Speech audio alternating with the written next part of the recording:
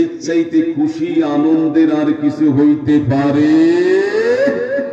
এই জন্য ভাইরা আমার, আল্লাহর ইবাদত আমরা করি, গোলামি করি, কিন্তু দেখা যায় এই গোলামিটা বিভিন্ন টাইপের হয়ে যায়।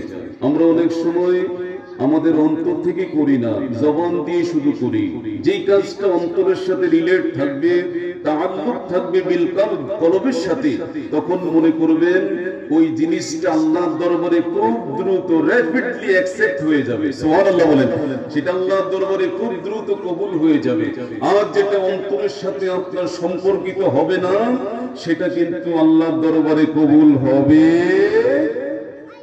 অতএব ভাইরা আমার, বাবারা আমার, কোনো কিছু যদি আল্লাহর দরবারে কবুল হতে হয়, তাহলে অন্তর থেকে একেবারে অ্যাবসলিউটলি মাইন্ডে যদি আমি আপনি করি, তাহলে আল্লাহ সেই বিষয়টার প্রতি খুশি হন এবং সেই বিষয়টার যা যা আল্লাহ তাআলা দ্রুত প্রদান করেন, হাসরের ময়দানেও দিবেন। সুবহানাল্লাহ বলেন।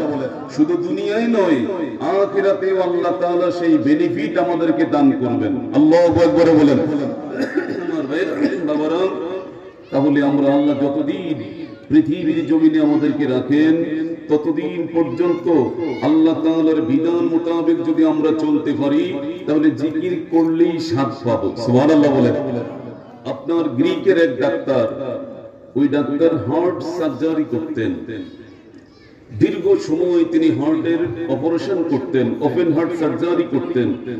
এই ডাক্তার বলেন, ওই যখন আমি একটা অপারেশনে আপনার কাজ করতেছিলাম, ওই সময় at first I have to see on that place, আমি ওই জায়গাটার মধ্যে ওটা হার্টটা ওপেন করার পর তিনি দেখতে পেলেন এজ এ লার্জ স্কেল, বড় আকারে লেখা রয়েছে আল্লাহ শব্দটা। জোরে কন্যা সুবহান।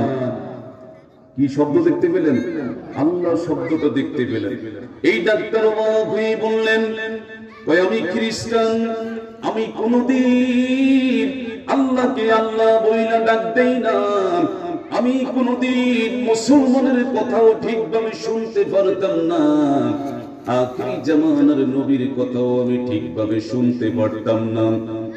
কিন্তু যখন আমি হার্ট অপারেশন করতে গেলাম, এজ এ লার্জ স্কেলে যখন আমি দেখতে পেলাম আল্লাহ শব্দটা, ওই আমি আর দেরি করলাম না, সিজদায় পড়ে আল্লাহকে বললাম, আল্লাহ তুমি কি সব জায়গায় আছো কিনা?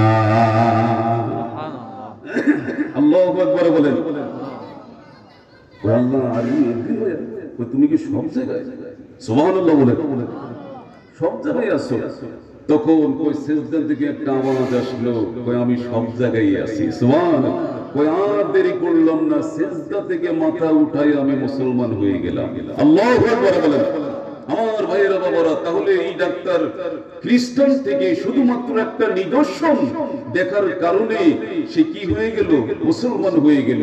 এবং সে তার রোগীদেরকে সাজেস্ট করেছে, তোমরা যদি প্রতিনিয়ত 2 বেলা সকাল সন্ধ্যা আল্লাহর জিকির করো, আল্লাহর কসম লাগে আমার মন টানে তোমাদের হার্টের আর কোনো সমস্যা হবে।